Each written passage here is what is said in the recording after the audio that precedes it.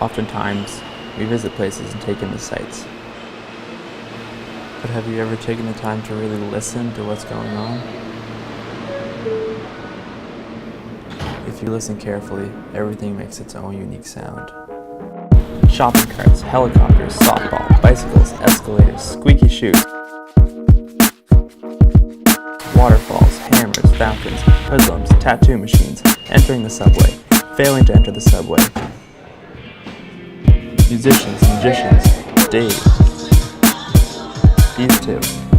How about food? There's coffee, ice cream, more ice cream, dumplings, soup. But sometimes the best sounds in a city like New York are the ones you can barely hear. The peace and quiet in the parks with the sounds of the mayhem fading off into the distance. Birds chirping.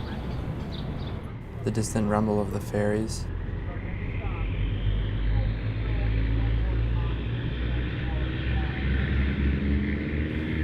Fireworks.